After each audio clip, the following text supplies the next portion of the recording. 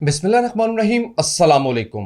Political economy का programme दादा पोता शो लेकर आपकी खिदमत में हाजिर। आपसे मुखातिब आपका मेज़बान वसीम अहमद, और इस प्रोग्राम में हमारे साथ हमारी रहनुमाई के लिए दादाजी मौजूद होते हैं। कैलेंडर पर आज 16 मार्च साल 2022 और आज बुध का दिन। यकीनन उसी पाक परवरदिगार के लिए तमाम तारीफ़ें जो तमाम जहानों का रब है। नबी करीम सल्लल्लाहु अलैहि वसल्लम की ज़ात अक़दस पर बेशुमार दुरूद व सलाम। पॉलिटिकल इकोनॉमी के प्रोग्राम दादा पोता शो का आगाज हो चुका है। खबर और उन पर तबसरों के लिए दादाजी को शरीक गुफ्तगू करते हैं। दादाजी अस्सलाम वालेकुम। वालेकुम अस्सलाम। दादाजी क्या हाल है? अल्लाह का बड़ा करम है, उसकी बड़ी इनायात नवाज़ कि हम आपकी खिदमत में। बेशक बेशक। वोकल्स आपने जरा ऊंचे रख रहे हैं। हाँ जी, और प्रोग्राम की पेस तेज रख रही हैं। ठीक तेज रखनी। ठीक हो गया जी। खबरों का आगाज करें। खबरों का आगाज करते हैं। यार, आपने मुझे अभी बताया प्रोग्राम शुरू करने से पहले कि ऑयल की प्राइसेस जो है वो $100 पर बैरल से नीचे आ गई। जी बिल्कुल ठीक है। और ये इधर ये खबर है कि पाकिस्तान के लिए तेल की दस्तयाबी आलमी मंडी से मुश्किल हो जाएगी, क्योंकि रशिया के ऊपर पाबंदियां लगने का मतलब ये है कि पाकिस्तान जो है वो ऑयल और डीजल सप्लाईज के लिए स्ट्रगल कर रहा होगा जी। ये बिजनेस रिकॉर्डर का जो एनालिसिस है वो है। अब ये बात दोनों लगा नहीं खा रही आपस में। पहले तो आप वो खबर पढ़े ना जी। खबर दादाजी ये है कि चाइना में कोविड के जो केसेस है ना, वो दोबारा से। यार, कोविड से याद आया, अपना असद उमर ने बताया है कि हम कोविड रिलेटेड तमाम पाबंदियां ख़त्म करने जा रहे हैं। माशाल्लाह। ठीक है, बहुत मुबारक। अच्छी बात। एनसीओसी भी तहलील कर दी, सुना है? हैं? सुना है कि एनसीओसी भी तहलील कर दी गई है। जाहिर है कि जब आप जाने लगेंगे तो सबसे पहले जो जुर्म के सबूत होंगे वो मिटा के जाएंगे ना। यार दादाजी इतनी बरीक झुकते ना कराए।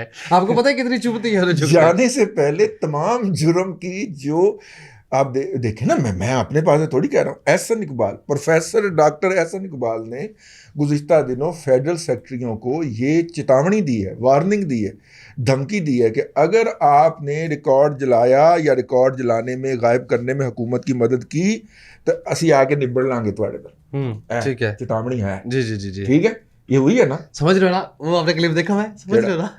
समझ रहे हो? वो बड़ी अक्लमंद है कि नहीं समझ जानते ना जी। लेकिन जो आप समझते हैं, मैंने तो वो कहा ही नहीं। ठीक है, मेरा तो ये दावा है ना।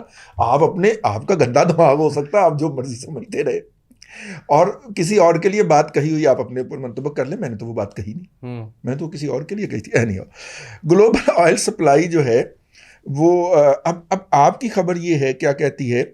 चीन में कोविड के केसेस बढ़े और दोबारा से वहां पे जब लॉकडाउन की बातें शुरू हुई तो डिमांड के खतरात पैदा हुए कि डिमांड के नंबर्स कमजोर हो जाएंगे। उससे स्टीप देखने में मिली, स्टीप डाउन हुआ क्रूड ऑयल। यानी कि उसकी कंजम्पशन कम जो हो जाएगी चाइना में, जी एग्जैक्टली। तो उससे ऑयल नीचे आ गया। अब रॉयटर्स की खबर को इससे मिला के पढ़ें। OPEC flags risk to oil demand outlook.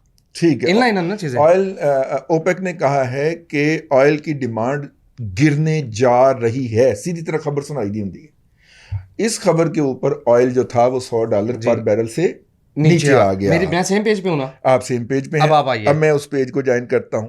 इस पे तजिया फरमाया है बिजनेस रिकॉर्डर साहब ने। जरा आज इनकी भी जो स्ट्रोल हो जाए ना एडिटोरियल चेक करें। भाईजान, पहले आप मुझे ये बताइए कि पाकिस्तान रशिया से तेल लेता है? नो। ठीक है ना? अरेबियन पेनिनसुला से ये होता है ए लेवल के बच्चों को, जिनको जमीन का कुछ भी नहीं पता होता, उनको लाके तो आप बिजनेस रिकॉर्डर में तजिया कारी पे बिठा दें तो वो इस तरह के तजिए। कराची के बच्चे एग्रीकल्चर पे बात करें, एग्रीकल्चर है ही पंजाब में, अंदाजा कर लो। ठीक है, और वो हमें खबरों ये भाईजान पाकिस्तान का ऑयल से कुछ लेना, उसके ऑयल से कुछ लेना देना है रूस के ऑयल से। रूस के अगर ऊपर पाबंदियां लग जाती हैं और चाइना की तेल की डिमांड नीचे आ जाती है तो काम तो बराबर हो गया ना। दूसरी बात, चाइना की ऑयल की डिमांड नीचे जी, रूस पे पाबंदियां, उसकी सप्लाईज जो थी इधर बैलेंस हो गई। नहीं, एक तीसरा फैक्टर है बहजूर की तरह, जरा पीछे से जी जी। रूस ने अमेरिका को ये सीधा कहा है कि उसने बाइडन पे पाबंदी लगा दी। बाइडन पे, रूस ने बाइडन पे पाबंदी लगा दी। वो जो सफारतकारी में मामलात में नहीं होते, और उनके कई ऑफिशियल्स पे, हिलरी क्लिंटन पे भी रूस ने पाबंदी लगा दी। अच्छा। दूसरा, रूस ने ये कहा कि हम ईरान से ऑयल लेने लगे हैं, जिसने जो करना आ जाए, जिन्हें जो करना कर लो। वही बात है ना कि तुम किन्ने भराओ, कहता 5 कहते 6 होंगे तो मेरा की कर लेते। ठीक है, यानी कि रूस ने ऑयल से, ईरान से ऑयल खरीदने का ऐलान कर दिया। और रूस खरीदेगा तो रूस खरीद के तो चाइना को भी दे सकते। यस, ठीक हो गया ना। और अगली बात मैं आपको बताऊं, इंडिया ने रूस को के साथ डिस्काउंटेड प्राइस के ऊपर ऑयल बुक कर लिया है। अब ये अमेरिका का इम्तहान हो गया कि वो चीन के खिलाफ जंग में अमेरिका का इत्तेहादी बनाया है ना, इंडिया को अमेरिका ने, बाइडन ने हम ही बनाया ना। जी। तो वो कहेगा कि मैं तो भाईजान सस्ता तेल लभ रहा, मुझे चोरां दा माल ते डांगा दे गज, मुझे तो रूस से सस्ता ऑयल मिल रहा, मैं तो वो खरीदूंगा। लेकिन ये कैसे हो सकता है? क्योंकि अमेरिका ने जब कहा था तो इंडिया ने ईरान से सस्ता ऑयल जो था वो अबेंडन कर दिया था। लेकिन ये खबर आई है तो मेरे लिए ये खबर हजम करना मुश्किल हो रही है कि इंडिया रूस का तेल खरीदेगा। अलबत्ता वो ईरानी तेल जरूर खरीद रहा है। था, ना बंद ना, कर दिया था। नहीं नहीं, कल की खबर के मुताबिक नहीं, इंडिया ईरानी तेल खरीदना बंद कर चुका है। जब वो ईरान का तेल खरीदना बंद कर चुका है तो वो रूस का कैसे खरीदेगा?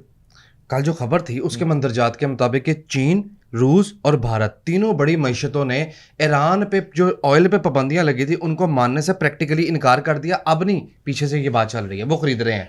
खबर के मंदरजात ये कह रहे थे। लेकिन यार ईरान ने पिछले दिनों एलानिया तौर पे सॉरी इंडिया ने पिछले दिनों एलानिया तौर पे ईरान का तेल खरीदना बंद कर दिया था। ओके। ठीक है ना। और ये होता है टेक्निकली मिलना, बूस्ट मिलना ना। वो चाइना का कौन सा है पेपाल के अपोजिट जो उनका सिस्टम है? एक तो यूनियन पे है ना। यूनियन पे। अब यूनियन पे बड़ी कोशिश के बावजूद भी दुनिया के अंदर मकबूलियत हासिल नहीं कर पा रहा था। जब वही लोग करते थे जो चाइना के साथ ट्रेड व्रेड करते हैं तो उन्होंने कार्ड बनवाया हुआ था। जी जी। 8 करोड़ आबादी है रशिया की, या नहीं, रशिया की आबादी है 14-15 करोड़ आबादी है। हाँ चले 15 करोड़ आबादी है रशिया की। और 15 करोड़ आबादी रशिया की एक रात में यूनियन पे मुंतकिल हुई। ठीक है। और सिर्फ वो नहीं मुंतकिल हुई बल्कि ईरान भी मुंतकिल हो गया। ठीक है, पैरेलल सिस्टम। जी। पाकिस्तान में तो सारे ही चलते हैं ना, मास्टर भी, वीज़ा भी, यूनियन पे भी। ठीक हो गया। और उसके बाद वो तमाम ममालिक में भी वो सिस्टम रातों रात जारी हो गया जहाँ पे कि अमरीकी पाबंदियाँ हैं। जी। तो एक पैरेलल सिस्टम तो खड़ा कर दिया ना, बिल्कुल कर दिया। जिसके सर्वर्स जो हैं वो बीजिंग में पड़े होंगे, वाशिंगटन में नहीं होंगे। ठीक है ना। बहुत सारे लोग ये बात करते हुए पाए जाते हैं कि इस सारे मंजरनामे के बाद अमेरिका एक पावर तो होगा, लेकिन जो 9/11 के बाद उसने, नहीं 92 के बाद जो उसने सिंगल सुपर पावर होने का जो स्टेटस एंजॉय किया है पिछले 30 साल, वो खात्मे की तरफ बढ़ रहा है। पाकिस्तानी प्राइम मिनिस्टर की तरह हो जाएगा, होया ना होया था होया। नहीं खैर एडा तो नहीं होने लगा खजल। अच्छा। पहले वो मेरे तो बड़े नाराज थे। जुगत लगाते हैं, एडा तेरी खज्जल हो रहा है बहुत वाला। मैं होएगा लेकिन एडा खजल तो नहीं होने लगा। अच्छा। ठीक है। तो मेरा मतलब है कि मुझे लोग कह रहे हैं जी, इस बात के ऊपर तबसरा कर रहे हैं। अब मसला ये है कि हमारे जो भाईजान मियाँ साहब हैं, मियाँ साहब के मुताबिक जो साशी थ्योरियाँ एग्जिस्ट करती हैं उसके मुताबिक जो लोग दुनिया के मुआशियाती नब्ज़ के ऊपर हाथ रख के उसको चला रहे थे वो बरतानिया में मुकीम थे। ठीक है। हाँ, मुख्तसर हरिए, टाइम बहुत कंज्यूम हो गया। ठीक हो गया। और जैसे ही इम्पीरियलिज्म का चार्ज बरतानिया ने अमेरिका को दिया था तो वो भी वहाँ से बरतानिया से लंदन से उठ के अमेरिका चले गए थे। ठीक हो गया। और वो कुव्वतें जो पूरी दुनिया की मईशत को कंट्रोल करती हैं, साशी थ्योरियाँ रॉथस्चाइल्ड हैं, समझ गया, वो अमेरिका में मुकीम हैं। तो मरकज़ी शकल तो वो अपने हाथ से नहीं निकलने देंगे। मेरा सवाल ये है जी। जिस तरह मेरा सवाल ये है कि यार 75 साल में किसी को उन्होंने 5 साल मुद्दत पूरी नहीं करने दी, तो इसको कैसे 5 साल मुद्दत पूरी करने देंगे? ये मेरा सवाल है। तो वो जो पूरी दुनिया को अपने कंट्रोल में रखते हैं, वो जो ओलिगार्की है, जो इस वक्त किसी ने उनका मीडिया के ऊपर चेहरा नहीं देखा, उनके अपने त्यारे हैं, उनकी अपनी एयरपोर्टें हैं, वो अलग से एक ज़िंदगी गुजारते हैं। और लेकिन जो रिजर्व बैंक है, central reserve bank of America, उसके मालकान फेड की बात कर रहे हैं, federal reserve of America bank of जो है उसकी बात कर रहा हूँ। तो वो उसको कंट्रोल करते हैं और यूं वो पूरी दुनिया की मईशत को कंट्रोल करते हैं। वो दुनिया के अंदर जो निज़ाम एग्जिस्ट करता है कैपिटलिज्म का, निज़ाम ज़र, उसको काबू में रखते हैं। ठीक है, तो वो अपना कंट्रोल जो है इतनी आसानी से शेयर कर लेंगे नामुमकिन। चाइनीज के साथ और रशियन के साथ है। मेरा सवाल है, ठीक है ना? तो पहले सवाल का तो जवाब मिल गया ना, अगले ने 3.5 साल बाद चुप के ओ मारे। ठीक है, तो इस सवाल का जवाब भी आपको अनकरीब मिल जाएगा कि ऐसा शायद ना हो सके और दरमियानी कोई राह निकल आए। ठीक है जी। हाँ, राइटर की खबर के एक पैरा पढ़ना चाह रहा हूँ, जी, आप आसान बिल्कुल। अल्फाज में समझा दीजिएगा। China saw a steep jump in daily COVID-19 infections, which could slow the current pace of consumption as that nation shift to lockdown. हाँ, चाइना ने एक यकदम कमी देखी है अपने ईंधन के इस्तेमाल के अंदर कोविड के केसेस बढ़ने के साथ ही, जिसके नतीजे में ये हो सकता है कि लॉकडाउन की तरफ कौम को जाना पड़े। जी, it is estimated that severe lockdown in China could put 0.5 million barrel per day of oil consumption at risk, which could be further compounded by fuel shortages due to inflated energy prices. 5 lakh barrel रोजाना की consumption के अंदर कमी आ सकती है, जिसके नतीजे के अंदर कि तेल की कीमतें इस खदशे की बुनियाद के ऊपर नीचे को गिर गईं। ये बिजनेस रिकॉर्डर पाइनहरी फिर क्या कह रहे हैं? बिजनेस रिकॉर्डर ने मेरा ख्याल पुराने डाटे की बुनियाद के ऊपर तजिया किया है, मेरा ख्याल है। मैं सर बड़ी माजत के साथ, ठीक है, आप शिकवा करते हैं कि जनाब ये साढ़ा नाम ले देंगे, ठीक। जी जी। मैं अरशद ज़ुबैरी साहब से बड़ी माजत के साथ, पेटी भाइयों का वैसे भी नाम नहीं लेना चाहिए। नहीं, मेरे उस्ताद साजा में शामिल है। वो मीडिया ऑर्गेनाइजेशन है। मैंने जितना भी बिजनेस जर्नलिज्म सीखा है वो उन्होंने अपने हाथ से सिखाया, ठीक है। बिजनेस जर्नलिज्म के अंदर वो मेरे वाहिद उस्ताद है। तो उस्ताद मोहतरम बंदा बदल लो पुराने डाटे पे तजिया करके ना, तो मेरा मतलब है बिजनेस रिकॉर्डर मेरा फर्स्ट लव है, तो मुझे उससे डिस्क्रेडिट करते हुए कोई खुशी नहीं होती। लेकिन रॉयटर्स की खबर भी पढ़ लिया करें, वो रॉयटर जो है कुछ और कह रहा है और आपका जो वेब डेस्क का तजिया वो कुछ और कह रहा है, मुझे दुख हो रहा है, ठीक है, क्योंकि स्टैंड राइटर करेगा। सिंपल सी बात है जी। तो खैर मैंने कहा कि ये भी कर दिया जाए। ऑयल बहुत ज़्यादा आज डिस्कस हो गया जी, और हमने आपको ये भी बताया एक जुमले भी बात कोयले के मुतालिक भी कर लें। हाँ। $426 पर मैट्रिक टन का हाई लगाने के बाद जब चाइना की तरफ से नंबर्स आए, खबर आई, तो उसके बाद कोयला भी नोज डाइव कर गया। कोयला भी टके टोकरी हो, नहीं टके टोकरी नहीं, $350 तक गया, या $75 उसमें से निकले हैं, और भी निकलेंगे अभी। पाकिस्तान में अलबत्ता सीमेंट की बोरी 950 रुपए फी बैग का हिंसा भी क्रॉस कर गई। पंजाब के कुछ शहरों से मैंने कहा रिपोर्ट ली, 950 से भी ऊपर वहां मिल रही है। बहुत अच्छे जी, आ जाएगी नीचे, आ और जाएगी। कोयले में जो हाई लगा है अब तक वो $439 पर मैट्रिक टन लगा है 8 मार्च को, जो कि तारीख का बुलंद तरीन लेवल है। नाज़रीन कराम, ये कीमतें $185 पर मैट्रिक टन से शुरू हुई थी बात। स्टेट बैंक ऑफ पाकिस्तान ने लिमिट जो है वो हटा दी है। रास्त ऐप के ऊपर पेमेंट के हवाले से जो लिमिट्स हैं वो उन्होंने रिमूव कर दी हैं। बिल्कुल सही, ठीक है, ये एक अच्छी खबर है। पाकिस्तान के अंदर ज़्यादा से ज़्यादा सार्फिन को उसमें लाने की कोशिश की जा रही है। ICC ने रमज़ान के लिए 8 अरब 20 करोड़ रुपए का पैकेज मंजूर कर लिया है। इतना की लॉस है हमारे यूटिलिटी स्टोर कॉरपोरेशन के, तो वो अपने लॉसेस पूरे कर लेंगे साल के। ठीक है, ठीक हो गया। आओ, वैसे इस हवाले से ना मेरे पास एक बड़ी अच्छी स्कीम है, लेकिन कोई इम्प्लीमेंट करना नहीं चाहेगा। और वो स्कीम क्या है भला? यूटिलिटी स्टोर के तमाम आउटलेट्स जो हैं उनको आप कमर्शियल मार्केट के लेवल पे ले आए। जी ठीक है, ले आए।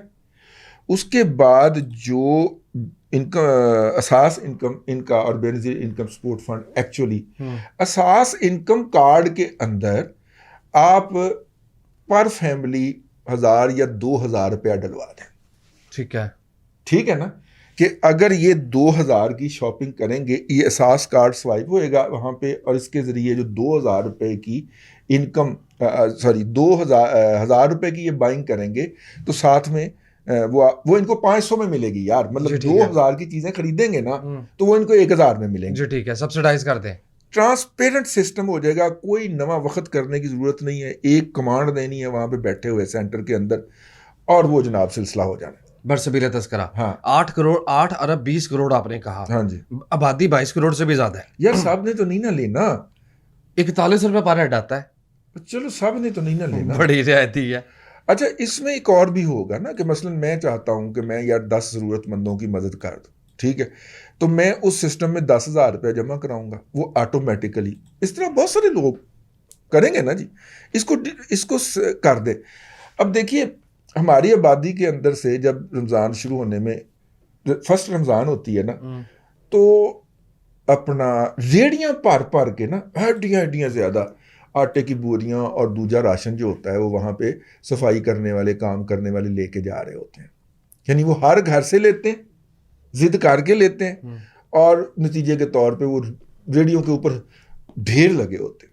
जबकि बहुत सारी ऐसी जो हैं, वो क्या कहना चाहिए, फैमिलीज हैं, ऐसी फैमिलीज़ हैं या ऐसे मुस्तहकीन हैं या ऐसे गुरबा हैं जो बेचारे अपने दरवाजे के साथ लग के इंतज़ार करते रहते हैं और कोई उन तक नहीं पहुँचता। वैसे आपका आइडिया तो अच्छा है। इस हवाले से इसको जितने भी बेनज़ीर इनकम सपोर्ट फंड वाले हैं, मतलब कि वो जो सेहत कार्ड वाले हैं, ठीक है, उसको एक अकाउंट का आप कह रहे हैं दर्जा देते हैं, उसको एक अकाउंट का दर्जा दे दें। मसलन मैंने एक बंदे की मदद करनी है कि वो आता है कि जनाब मेरे बच्चा हॉस्पिटल दाखिल है या मेरी बेटी हॉस्पिटल दाखिल है, उसको इतने पैसे की ज़रूरत तो है, आप उसका कार्ड टॉप अप कर देंगे। मैं उसका कार्ड टॉप अप कर, ये चीज, हाँ आइडिया अच्छा है। ठीक है, मैं उसका कार्ड टॉप अप कर दूं, क्योंकि ताकि ये जो इस वक्त पूरे मुल्क के अंदर जो पेशावर लोग हैं वो सारा कुछ छीन के ले जाते हैं। ये नहीं है कि हमारे यहाँ कोई डोनेशन नहीं होती, खैरात नहीं होती, ठीक है, होती है, ये हमारी बड़े सगीर की रवायात में शामिल है। वो मैं तो नई दिल्ली गया तो मुझे पता चला वहाँ पे हमसे ज़्यादा होती है भाई जी। वो अपने भगवान के नाम पे ज़्यादा ज़कात खैरात करते हैं। हाँ, वो अरबों खरबों डॉलर्स का टर्नओवर है जी उसका, ठीक है, लेकिन हम इसको सिस्टमाइज इस तरह किया जाए। ये जो दो कार्ड हैं इस वक्त हमारे पास, एक एहसास कार्ड और एक सेहत कार्ड, इनको इस तरह कर दिया जाए कि मैं अगर चाहूं कि मैं ये 10 लोगों का इलाज करवाना चाह रहा हूं, मैं उनका कार्ड टॉप अप कर दूं, उनको मेरे पास आने की ज़रूरत ही ना पड़े। यार कराची में बड़ा अच्छा सिस्टम है इस हवाले से। आखिरी बात करने लगा हूँ जी। मैंने देखा कि वहाँ पे सड़क पे जाते हुए कि होटल है और होटल से परे करके ना 15-20 लोग बैठे हुए हैं ऐसे करके, ठीक है, तो मैंने अपने मेज़बान से, आज से कोई 20 साल पहले की बात, मैंने कहा ये क्या है? उसने कहा कि अभी आपको दिखाते हैं। उन्होंने एक होटल के आगे गाड़ी रोकी और उन्होंने शीशा नीचे किया, हॉर्न दिया, वो बच्चा भागता हुआ आया, उसने उनको 1000 रुपया दिया, ये उस ज़माने की बात है, तो उन्होंने कहा कि ये 20 लोगों को खाना खिला दे।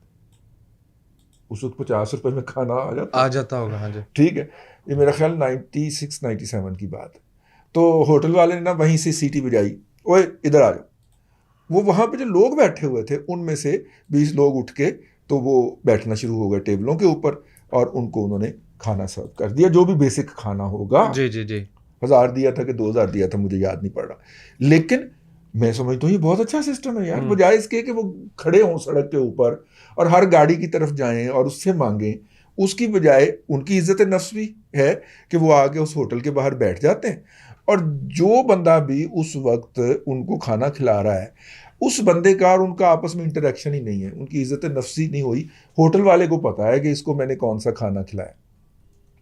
तो ये अगर हम, ये कराची ने, मैं, कराची पाकिस्तान का सबसे बड़ा शहर है, सबसे ज़्यादा खैरात देने वाला शहर है, सबसे ज़्यादा पाकिस्तान की मिडिल क्लास वहाँ पे रहती है यार। 1999 का जो हमारा था वो क्या उसको कहते हैं, 97 या 98 में वो जो हमारा सेंसस हुआ था जी। उसके मुताबिक कराची में रहने वाले जो मिडिल इनकम ग्रुप का तादाद है वो 35 लाख से ज़्यादा है। ये सबसे बड़ी तादाद है पाकिस्तान की, मिडिल इनकम ग्रुप की बात कर रहा हूँ, किसी एक शहर में मुर्तकज़। और उसके बाद जो है मतलब कि सियालकोट का भी नंबर आता, दूसरा तीसरा, ठीक है।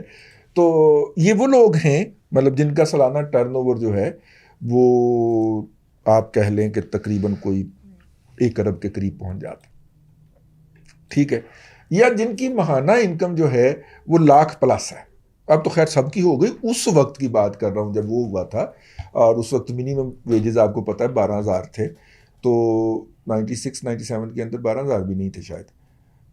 उस वक्त वहाँ पे 35 लाख लोग ऐसे थे जिनकी सैलरी 1 लाख प्लस थी। अच्छा, अब तो खैर अफरात-ज़र के बाद लाख सैलरी होना तो कोई बात ही नहीं, बल्कि बेसिक नीड ही इससे मुश्किल से पूरी होती हैं। बहरहाल जी, ये कुछ बातें हैं जो हम करते रहते हैं और आप तक पहुंचाते रहते हैं, शायद किसी के भी पहुंच जाए। तो डिजिटल दौर है, किसी भी दिन हम ये खबर सुन सकते हैं कि डॉक्टर उमर सैफ जैसे बंदे ने कोई ये कारनामा सर अंजाम दे दिया है। ये जितने भी हैं इनका डाटा जो है वो एक्सेसिबल हो, और जिस तरह हम मोबाइल टॉपअप कर देते हैं, मोबाइल के अंदर कर देते हैं किसी के मोबाइल के अंदर, उसी तरह ही हम ज़रूरतमंदों के जो एहसास कार्ड हों या उनके जो सेहत कार्ड हों उनको टॉपअप कर दिया और वो करें। डॉक्यूमेंटेड हो सब लोग। और वो लोग तो डॉक्यूमेंटेड है ना, उनको किसी उससे ही, और फिर ये भी चॉइस हो कि फलाने बंदे का मैंने मोबाइल जो है करना है, टॉपअप करना है या उसमें पैसे डालने हैं, तो वो डाल दिया करें। एक तरीका है, इससे हम जो है वो सड़कों पर से भिखारी जो है वो ख़त्म कर सकेंगे और रियल जो ज़रूरतमंद हैं उनकी मदद कर सकेंगे। अल्लाह आपको आसानियाँ अता करे और आसानियाँ खल्क़े खुदा में तकसीम करने की तौफ़ीक अता आमीन दादाजी, बेहद शुक्रिया। नाज़रीन करम, पॉलिटिकल इकोनॉमी का प्रोग्राम दादा पोतो शो आप देख रहे थे। ये था आज का दादा पोतो शो। मैं उम्मीद करता हूँ कि आज का प्रोग्राम आपको पसंद आया होगा।